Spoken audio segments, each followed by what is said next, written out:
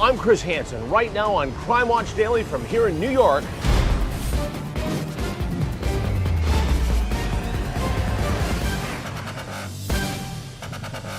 An adorable 5-year-old suffering from a mysterious illness. We were told he has celiac disease, Crohn's disease. His worried mother on a desperate search for answers. He meant the world to her, and she was a loving mother. Or was she? Nobody could really put their finger on what she was doing. Soon sympathies turn to suspicions, and a doting mother begins to look like the devil. What did that say to you? That she's a liar. Inside the case of Lacey Spears. Something was poisoning this kid and somebody was putting it in his system. And what cops say happened behind a hospital door that shocked everyone. What do you believe happened in that bathroom? Then, a boys' weekend on the water ends in a horrible tragedy. His last words were, "Oh my God." An All-American football star winds up in a life vest in handcuffs. It was like he was in a straitjacket. Then sinks into the lake like a stone. Was it an accident? He didn't try to save my son's life. Who does that? Who does that? Right now, Andrea Isom, sir, with Crime Watch Daily. Jason Matera with Crime Watch Daily.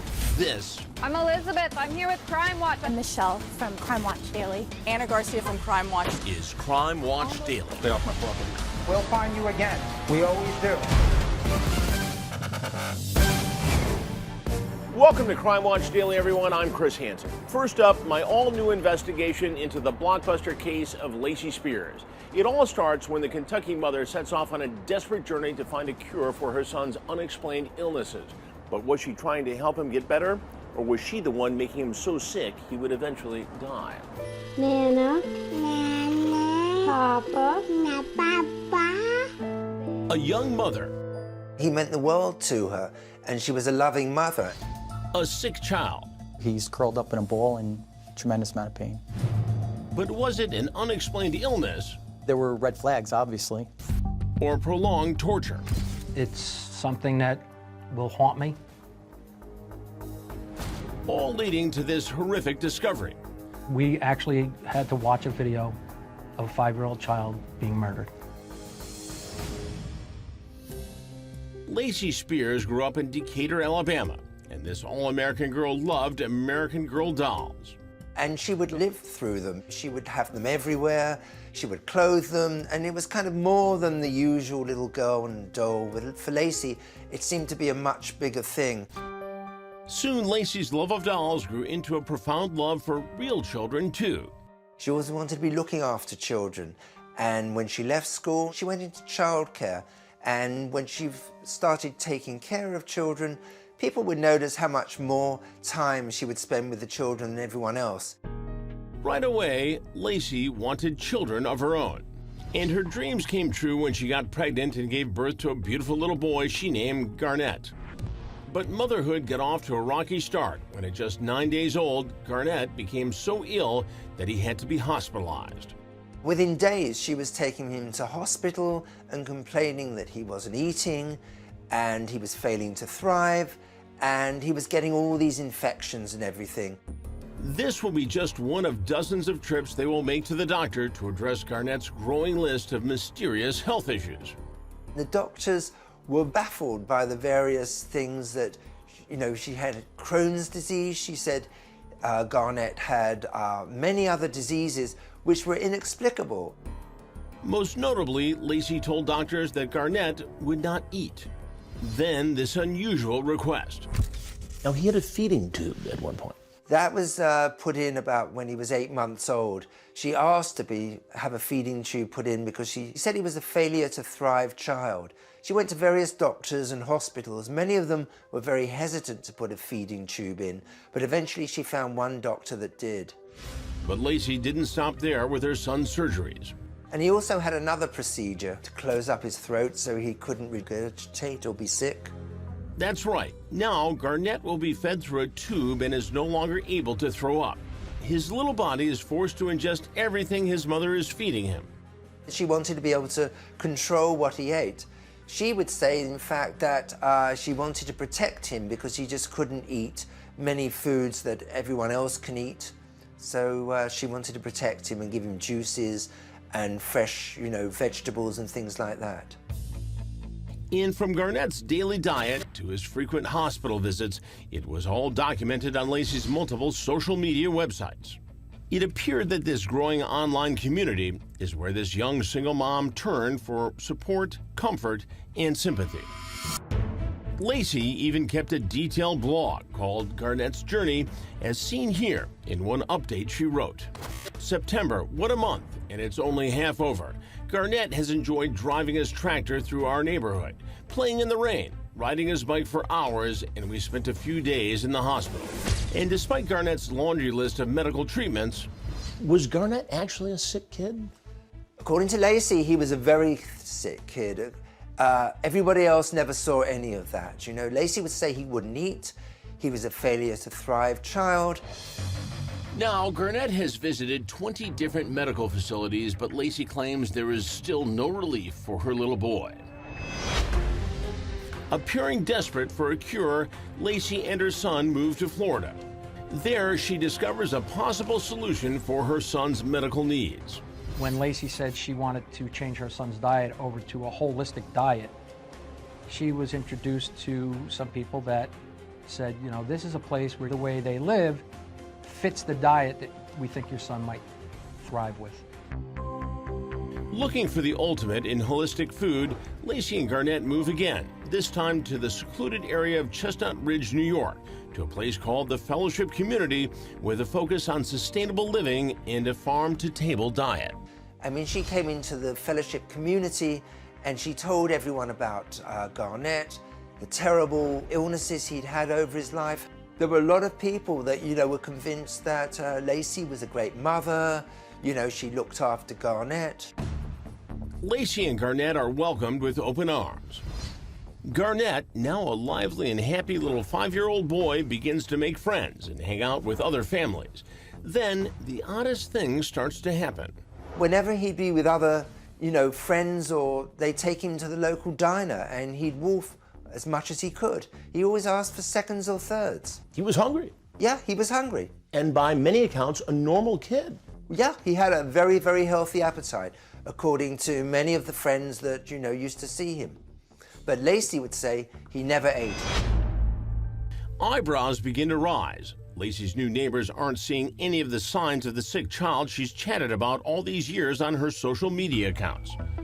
But their suspicion turns to sympathy when Lacey shares some devastating news. Initially she had told me that her fiance, the baby's father, Blake, had perished. He was a former policeman who was killed in a tragic car accident. Blake's death appeared to be heartbreaking for Lacey, as seen on our blog post. Lacey wrote, November, celebrated Garnett's first Thanksgiving home and our first without Daddy Blake. And then this solemn post. December, Christmas, G's first spent at home. Our home was quite still and simple. Christmas wasn't Christmas without Daddy Blake. As the community of Chestnut Ridge rallies around Lacey, new questions surface about their new neighbor and her ailing son. And there were certain suspicions that something was going on, but nobody could really put their finger on what she was doing. Up next, Garnett's appetite appears to be growing stronger. Eat everything. What did that say to you? That she's a liar. And the shocker about his dad's death. Daddy Blake. Daddy Blake. 5-year-old Garnett had been battling unexplained health problems all his life, a fight his mom, Lacey Spears, wrote about on her blog. But when the little boy lay dying in the hospital, police would suddenly realize something odd about his illnesses, and what they found inside his mom's home would shock everyone. Young mother Lacey Spears has been searching for answers for her chronically sick 5-year-old son, Garnett. Now living in the tight-knit area of Chestnut Ridge, New York, people in the community become suspicious. She told everyone about Garnett, the terrible illnesses he'd had over his life, how he was a failure to thrive child who had all these various diseases and couldn't eat. They'd take him out to a diner and they'd see him eat, double portions or whatever. And things started not to add up. But Lacey is adamant that something is very wrong with her son's health. And on one afternoon, following symptoms of a high fever, severe headache, and convulsions, Lacey rushes Garnett to the hospital. It's Friday when they check in. The mother complained that he was having seizures. They hooked him up to an EEG. The first day, there is no seizures. And no seizure activity on Saturday or Sunday. According to the medical staff, 5-year-old Garnett is the picture of health. Sunday morning comes, the nurse comes in with some great news for Lacey that Garnett had no seizure activity. He most likely would be going home. Then, just moments after the nurses and doctors leave Garnett's hospital room, A young boy who was bouncing in the bed one moment, and within 10 minutes, deathly ill. Lacey gives a play-by-play on her Facebook page with this post. Please, please, send G some love. Went from fine to really sick in minutes. Then a tragic turn for the worse that no one saw coming. Essentially, the child was brain dead. Again, Lacey takes to Facebook. My sweet baby Garnett has been declared brain dead. It can't even be possible. That's my baby boy. I'm not ready to let him go. Doctors treating Garnett can't find a medical explanation for his current grave condition. Alarmed by the suspicious circumstances, they call the police. The only information that I received from my supervisor was that there was a child that was apparently on life support, and there were some unusual circumstances surrounding the case. Blood tests show Garnett has a lethal amount of sodium in his system. But how in the world did it get there? Not naturally, according to doctors. Something was poisoning this kid and somebody was putting it in his system. That's correct. Who did you think that someone was? Well, I mean, obviously, the caregiver is the mother. Right away, Lacey is interviewed by police. No immediate flags. I wanted to hear her story. Her story made sense. It made a lot of sense. She spoke pretty well. She had pretty good working knowledge of hospital terms and illnesses. At that exact moment, I had no reason not to believe what she was telling me. According to investigators, they had to wonder if this was simply a tragic story of a young mother who has just lost her sick child. Detectives had to consider that maybe the doctors got it wrong.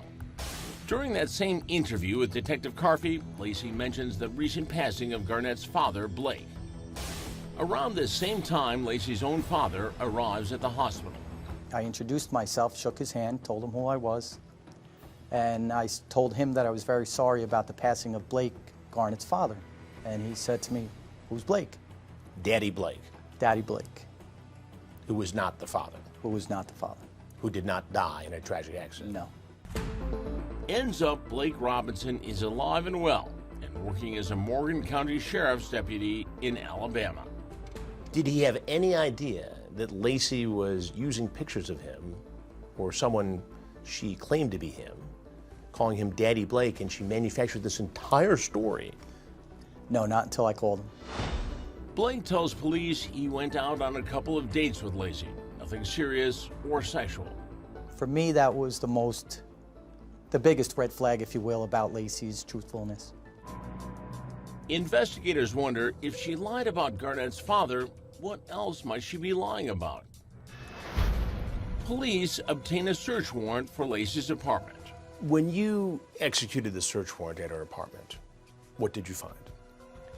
When we walked in, there was a open setting kind of apartment. In the middle of it was a feeding machine pump with what appeared to me to be breast milk in a feeding bag. And right next to the feeding bag, there was a small table off to the side. It had all the medications that she had told us. There was like 7, 8 medications that she told Detective Carfey that she was currently giving her son, lined up on the table. And in the middle of those was a sea salt container. Sea salt? Sea salt. police photograph the apartment. Then they receive a game-changing phone call. It's shocking information coming from Lacey's neighbor, Valerie Plauchet. Lacey had placed a phone call to her, and the phone call was, can you go to my apartment, take the feeding bag that's on the feeding machine, get rid of it, and don't tell anybody. Don't tell anybody. Correct. Detectives recover the feeding bag in a second bag from the trash. Well, they were submitted to the Westchester County lab for analysis, and an astronomical high level of sodium was found in those bags. Sodium. Correct. And he suffered sodium poisoning. Correct. Police collect 170 items from Lacey's apartment and question her again. What was her demeanor? She would come into the room, crying, hysterical, put her head down. And when we talked to her, she would just look up. There would be no tears. Investigators start digging. They discover a parent paper trail from hell. Dozens of records from Child Protective Services and doctors' offices from Alabama and Florida. Detectives begin to see a pattern of what they believe to be child abuse in one of the rarest forms. Had you heard of Munchausen's by proxy before this investigation? Truthfully, no. I've heard of caregivers harming children, but the actual term, no. Investigators start to build their case, believing Lacey was poisoning her son and then posting it all over social media to grab attention and sympathy. Though she and her lawyers deny Spears suffers from any mental health disorder, Lacey seems to be the poster child for Munchausen by proxy. But how did she get away with this for so long? If someone were to catch on to her or they would try to investigate her, she'd move along. She knew how to play this system when Child Protective Service in Alabama and Florida both were investigating her. She would move along. She knew when it was getting too hot for her to be there, it was time to move. But the buck stops in New York. Now, investigators just need solid proof, more than just tainted feeding bags and a canister of salt. If only cops could catch Lacey red-handed, or perhaps they already have. She goes, well, where's the video to that? I didn't know there was a video. Who knew?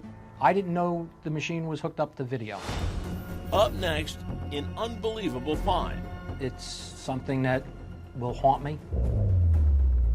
The last few minutes of little Garnett's life, frame by frame. We actually had to watch a video of a 5-year-old child being murdered. New York investigators suspect Lacey Spears has just killed her own 5-year-old son.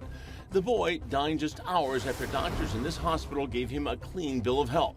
Cops claim Spears poisoned her son with lethal levels of salt. And now they believe they have proof. Actual videotape of the heartbreaking murder. Doing an interview with Garnett's kindergarten teacher, who also happened to be a nurse. We had talked to her several times before, and on this one occasion, we were discussing that things had happened in the hospital, and she said, he was on an EEG, and we said, yes, he was. She goes, well, where's the video to that? I didn't know there was a video. Who knew? I didn't know the machine was hooked up to video. Yes, video. Frame by frame, the final moments of Garnett's life. We want to warn you, some of the images are graphic. The video begins when Garnett checks in on Friday, and it records through Sunday when doctors and nurses tell Lacey that Garnett is healthy enough to go home. After medical personnel leave the room, Lacey appears to take Garnett to the bathroom, just outside of camera range. But when they come back into frame... When he came back out of that bathroom, a few seconds, minutes, he turned into the most sick child, burying his head into the bed, the pillow, turning, retching. He was trying to throw up, but we've already know that he couldn't throw up because at 9 months old, he had an operation that kept him from throwing up. It's something that will haunt me. It was probably it's the worst video. We actually had to watch a video of a 5-year-old child being murdered. Lacey is arrested and charged with murder. You actually were the one I was the actual who one arrested Lacey. And what did she say to you? She didn't say anything. She was instructed not to say a word by her attorney. Lacey's defense team argued she didn't poison her son with salt. I think that she felt in her heart she was going to get away with this. Really? Yes. What made you think that? I don't know. I don't know if it was something her attorneys were telling her, but I think that she thought she might be able to get away with this. You were in the courtroom. I was. Describe Lacey's demeanor. It was different each day. I think she looked a little scared one time. She looked mad at other times. And once or twice she cried a little bit. But in court, prosecutors slowed down that video to show what appears to be a feeding tube and some substance in Lacey's hands when she returned from the bathroom with her 5-year-old son. Prosecutors claim that just off camera in the bathroom, Lacey gave Garnett a lethal dose of salt, which moments later caused his brain to swell and ultimately killed him. But there's more. The videotape evidence also shows Lacey on her phone doing Google searches. She had been on the phone, laying in the bed, and we observed that. Some of those searches were salt poisoning. Salt poisoning? Salt poisoning. On the phone at the time? On the phone, we can connect the time of the phone to the video and the search that she was doing. Unimaginable. While her precious little boy lies next to her, authorities say she's researching how to kill him. He had a right to grow up and a right to grow old, and she stole that from him. She committed the ultimate betrayal that a mother can do. She was supposed to love him, nurture him, care for him, and protect him. And she did the complete opposite, and she killed him. Lacey Spears is found guilty of depraved indifference murder of a child. Instead of nurturing and protecting a beautiful child, you subjected him to 5 years of torment and pain. One does not have to be a psychologist to realize you suffer from a mental illness, known as Munchausen by proxy. What does this video indicate to you? Well, watching it in court, it was brought tears to many of the jurors. How important was that video in this case? I think between the video and the amount of salt found in the feeding bags were the icing on the cake, if you will. She's sentenced to 20 years to life in prison. Is she a cold-blooded killer? I believe she is.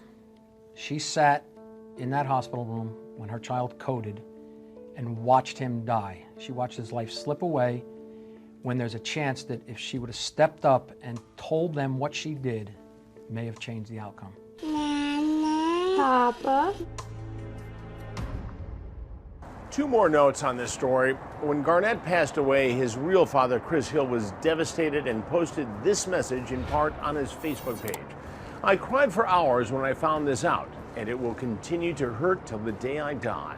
And lastly, detectives say that during their 6-month investigation, they were deathly afraid that Lacey might be trying to get pregnant again, that some of her online chatter was about trying to have another child. However, thankfully, she was arrested before that could happen.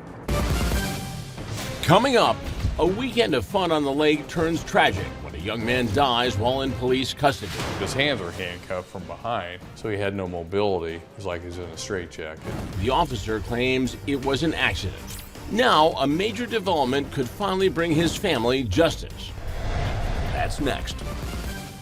What happens when the people you trust the most betray that trust in the worst way?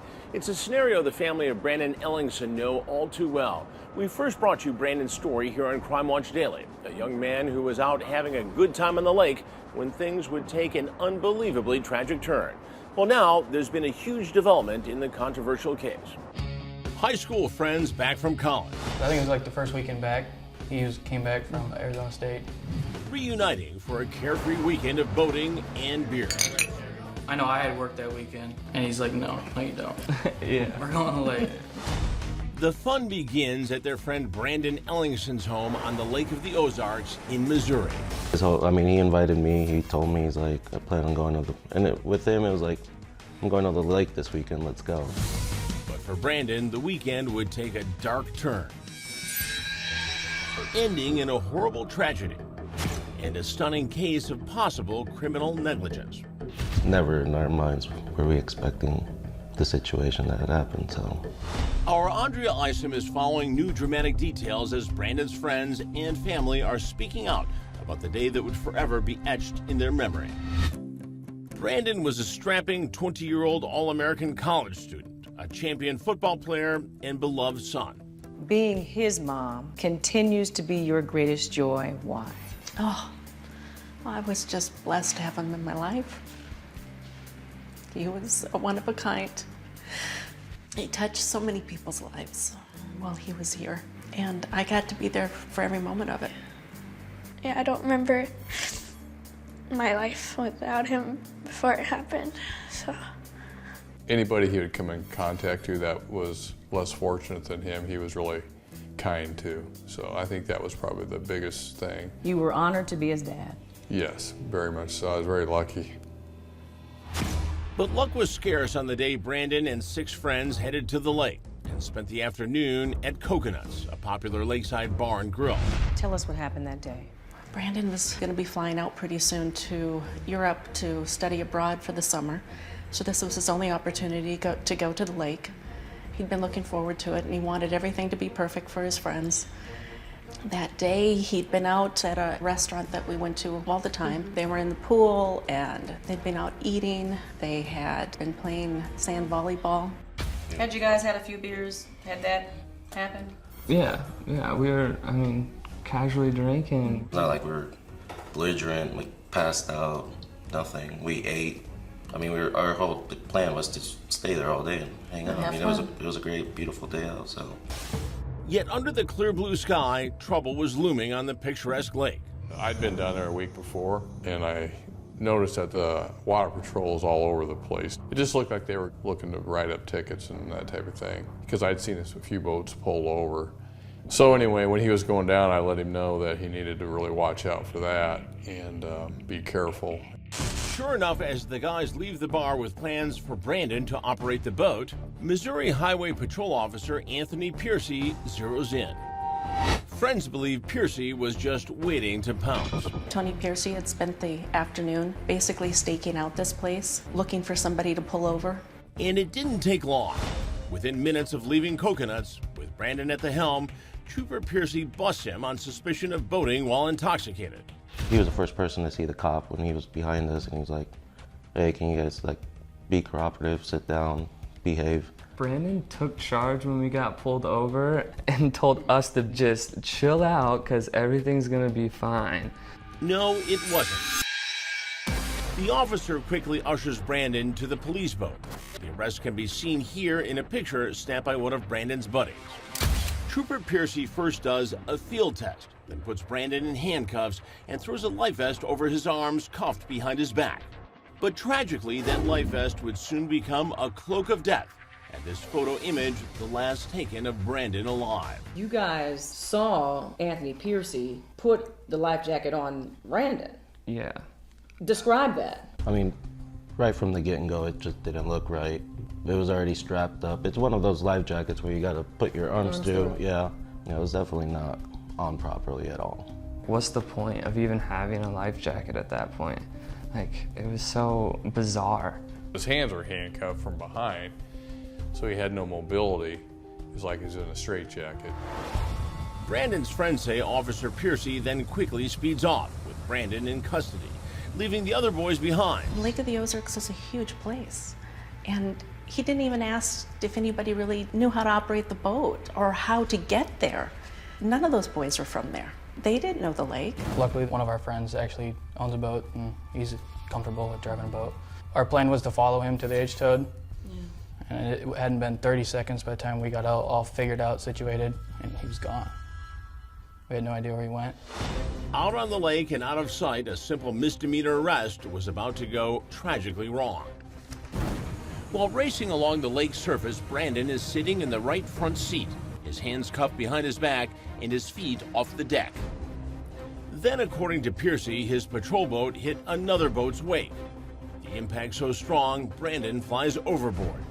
And Piercy radios headquarters saying Brandon may have jumped. I can't say 100% for sure if he did it on purpose or if it was the wake. Now in the water, Brandon's life vest slips off, floating to the surface. But his hands are still cuffed behind his back, and he's sinking fast. He just had no way to protect himself, and out he went. He treaded water for 3 to 4 minutes. Next, tragedy on the lake. I don't want this to happen to any other family. Was it just an innocent accident? Brandon's family says it's a cover-up. You don't cover up if there's an accident. You just don't. There were way too many people's hands in this that did wrong. 1 minute, Brandon Ellingson was out with his buddies having fun while boating on the Lake of the Ozarks. The next, he was handcuffed, in custody, on a sheriff's boat heading back to shore. But what happened next was not only tragic, many feel it's criminal. Andrea Isom is back with our all-new investigation. Brandon Ellingson and 6 buddies were out for a party-filled reunion on the Lake of the Ozarks.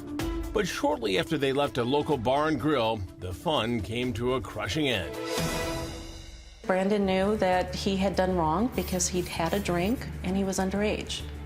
He did not feel like he was inebriated, according to his friends. But Brandon is pulled over by Trooper Anthony Piercy for boating while intoxicated. Never in our minds were we expecting the situation that had happened, so. Brandon's friends and family tell our Andrea Isom that it all began when Brandon is handcuffed with his hands behind his back. Then the trooper slips a life vest over him without looping his arms through. A short time later, his parents get the call no one ever wants to hear. How did you find out what happened? My husband called me. I was out to dinner, and he was in shock because he just said to me, "Sherry, Brandon's dead." They soon learned the trooper was heading back to shore when the boat hit a wake, throwing Brandon overboard. The life vest is over his cuffed arms, but it's of no use. It slips right off. He sinks toward the bottom of the lake. Brandon kicks and fights to keep his head above water, but loses his battle and drowns. I can't go to sleep at night thinking that he thought he was going to die and drown that day. Since that terrible day, Brandon's family believes there has been a cover-up to protect Trooper Piercy. Now, many discrepancies have surfaced with allegations of a conspiracy within the Missouri State Highway and Water Patrol. I've never seen anything like this. It's just unbelievable that they would act this way. Most of the command staff, if not all of them, have kids. Sergeant Randy Henry used to work this same beat, and in fact was Trooper Piercy's supervisor at one time. He bravely came forward, risking his job to expose what he calls a cover-up in Brandon's death. We killed Brandon Ellingson. The alleged lies covering up the travesty of Brandon's death start with this radio call from Piercy to another officer saying that he was driving the patrol boat at a safe speed. I wasn't going real fast because it was real choppy. I'm guessing 15, 20, But the patrol boat GPS tells a different story. Data reveals he hit speeds of up to 46 miles an hour while Brandon was in custody. And the reason Piercy was speeding? Sergeant Henry says he thinks it's because the more tickets a trooper writes, the better it looks on his record. I think this is all about Tony Piercy trying to make a name for himself so he can get promoted. He told me he wanted to be in a position to take my place when I retired to be a sergeant so he can, make himself a sergeant before he retires for his retirement pay. As the boat sped along, Piercy admits they hit a wake, and Brandon goes overboard. But when the trooper radios in, he says Brandon may have jumped. I can't say 100% for sure if he did it on purpose or if it was the wake. But Sergeant Henry says physical evidence on Brandon's body shows he hit hard surfaces inside the boat, suggesting he was thrown forward, then ejected over the right side of the boat. Brandon, he had bruising on his neck area. They tried saying in the coroner's inquest that was caused by the needle marks. They tried getting blood. The only problem with that is dead people don't bruise. And when Brandon hit the water, his life vest slipped off. With hands cuffed behind him, he didn't stand a chance. You're completely submissive to me. I'm trapped in here. You're trapped. There's no way in the world I can get out. As soon as you hit the water, life jacket comes up. Girls at a bachelorette party on a nearby barge witnessed the whole event, reportedly pleading with Piercy to jump in and save Brandon. Sergeant Henry says those girls on the party boat said the trooper waited more than 4 minutes before jumping in to help. They were stunned, and they watched Brandon Ellingson drown. They witnessed Brandon Ellingson take his last breath of air. His last words were, "Oh my God."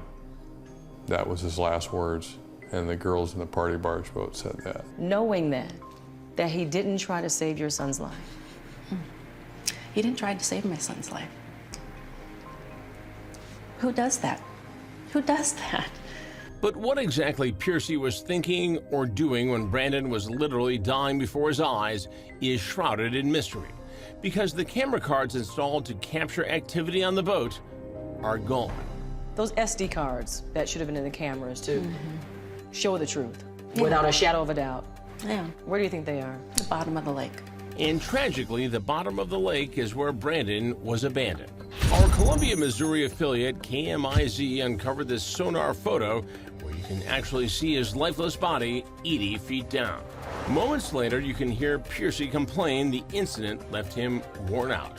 Sore, treading water with the bastard, but I just was spent. Damn, I thought I just ran a marathon. Even more shocking, troopers reportedly told Brandon's friends he would be held overnight in jail and they could get him in the morning. Brandon had already been dead 4 hours, and Missouri Highway and Water Patrol decided not to retrieve his body until the next day. Then, an audio recording reveals they callously joke about it over the radio. Dad is 7 times as pissed off that we're not going to die tonight. Yeah, well. And I wanted to tell him he's not going to be any more dead in the morning than he is right now. Sergeant Randy Henry says he was disgusted by what he heard. As Piercy's immediate supervisor, he interviews the cop after Brandon's death, grilling him about why he didn't use the proper type of life jacket that would have held Brandon afloat. His words were he had a brain fart, that he just grabbed the first the life jacket he could get, because he wanted to get out of there. When Sergeant Henry takes his concerns to his supervisors, he says they tried to muzzle him and didn't even write a report.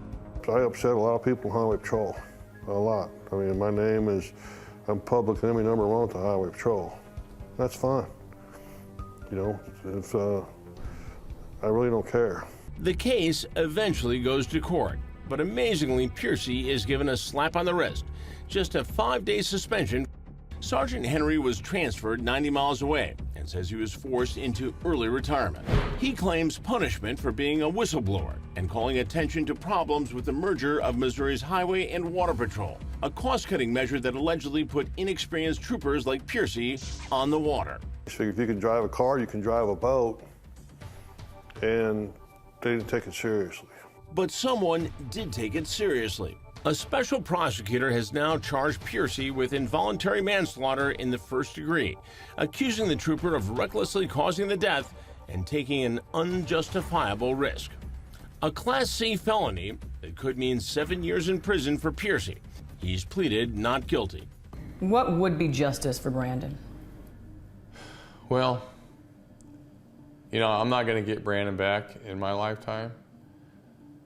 But I think, you know, Piercy needs to go to jail for what he did. And the people that were covering this up need to be reprimanded or lose their jobs. And the system needs to change. Piercy's trial is yet to get underway as the Ellingson family suffers searing pain over their senseless loss. Brandon would have celebrated his 23rd birthday yesterday. Brandon wanted to get married, have children. He wanted 4 kids.